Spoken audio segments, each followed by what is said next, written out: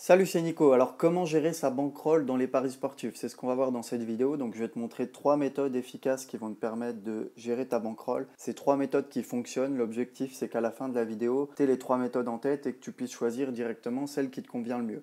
Juste avant, si tu veux recevoir mes pronostics, si tu veux recevoir notamment mes grilles Winamax que j'envoie tous les samedis matins, tu cliques sur le premier lien qui est dans la description. Tu as juste à me laisser ton email et je t'envoie ça tous les samedis matins. Alors, déjà, avant de penser à gérer sa bankroll, avant de définir une stratégie, il faut déjà définir un budget. Déjà, il faut se créer une bankroll. Alors, comment est-ce qu'on va choisir le budget qu'on va dédier aux paris sportifs? Déjà, c'est un choix assez personnel. Ça dépend de vos revenus, ça dépend de votre épargne, de l'argent que vous avez envie de mettre dans les paris sportifs. Un premier conseil que je vais donner qui est assez évident mais qui est toujours bon de rappeler, c'est d'utiliser seulement l'argent que vous pouvez vous permettre de perdre.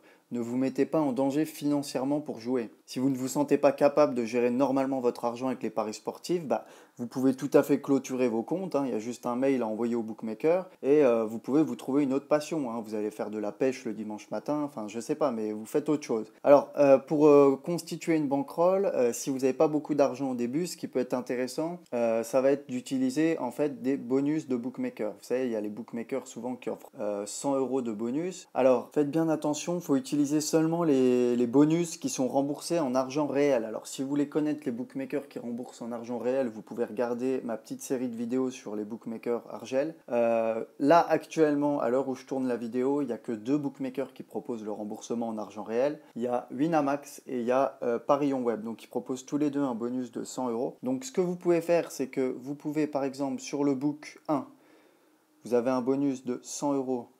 Vous allez le miser, par exemple, si vous jouez un match de tennis, vous allez avoir deux joueurs qui s'affrontent, vous essayez de trouver un match assez équilibré. La cote, on va dire, du premier joueur va être un 1,80 et la cote du second joueur va également être à 1,80. Donc ça, c'est sur les bookmakers français. Donc sur le book 1, vous allez avoir votre bonus de 100 euros.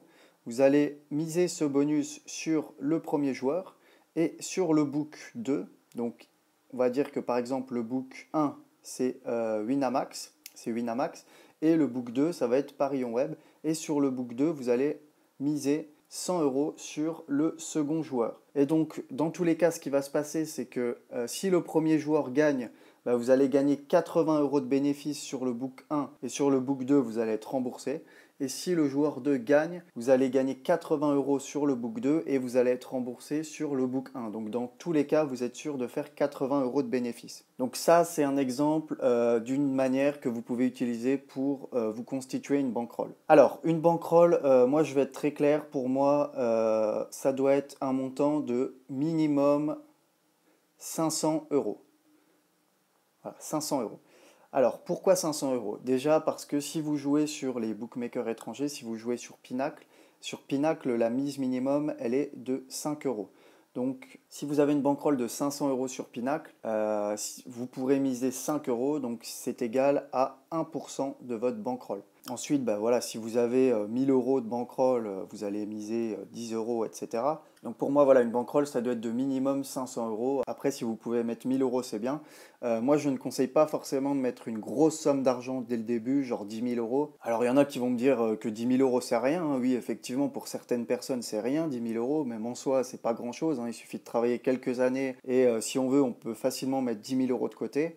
Mais pourquoi je conseille pas forcément d'investir une grosse somme dès le début? Tout simplement parce que quand on débute dans les paris sportifs, et même quand on a un peu d'expérience, on va forcément faire des erreurs. C'est obligatoire, et des erreurs, on en fait même après 10 ans de paris sportifs. Après 10 ans de betting, on fait toujours quelques erreurs. Donc l'avantage de démarrer avec une petite bankroll, donc 1000 euros par exemple, c'est que vos erreurs ne vous coûteront pas trop cher. Dites-vous bien qu'une bankroll, ça se construit sur le long terme. Vous n'êtes pas obligé de démarrer avec une grosse somme. Le principe, c'est de déposer votre bankroll sur votre bookmaker ou sur vos bookmakers et de faire fructifier cette somme d'argent au fur et à mesure des années. Alors la première méthode pour gérer sa bankroll, ça va être le flat betting.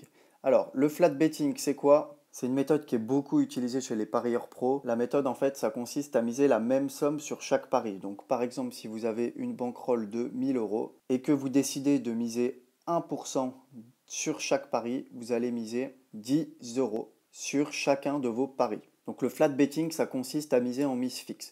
Alors perso, c'est la gestion de bankroll que j'utilise et je trouve pas mal d'avantages à gérer sa bankroll de cette manière-là. Déjà, c'est une méthode qui est simple, un enfant de 5 ans pourrait faire des paris sportifs et appliquer cette méthode. On n'a pas à réfléchir, c'est comme si notre gestion était automatisée en fait. On a juste à toujours placer la même somme d'argent sur chacun de nos paris et voilà, c'est pas plus compliqué que ça. Et surtout, ça va vous empêcher de faire n'importe quoi, ça va vous empêcher de tilt, donc par exemple de miser 100 euros sur un match alors que vous avez une bankroll de 500 euros. Là, vous savez ce que vous devez miser et vous ne ferez pas de mise irréfléchie, on va dire.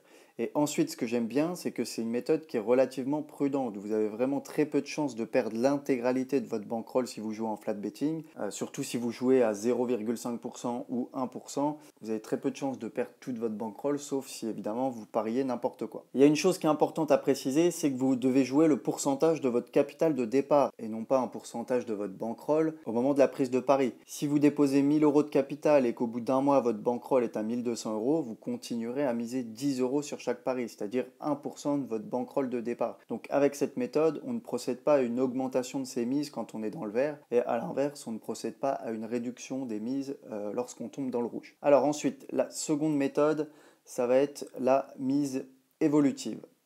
Alors, la mise évolutive.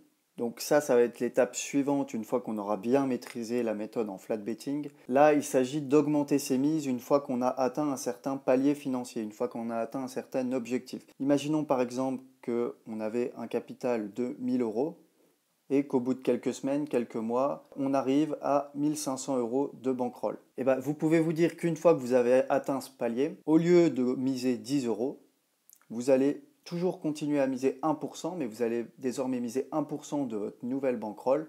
Donc vous allez décider de miser 15 euros sur chacun de vos paris. L'avantage de cette stratégie, c'est que ça va vous permettre de vous fixer des objectifs financiers, des caps à atteindre. Et une fois que vous aurez atteint ces caps, vous allez avoir une sorte de récompense. Cette récompense, ça va être que vous allez pouvoir augmenter vos mises. Et enfin, la troisième méthode, alors ça c'est la méthode, personnellement je ne suis pas très fan de cette méthode, c'est la méthode par indice de confiance.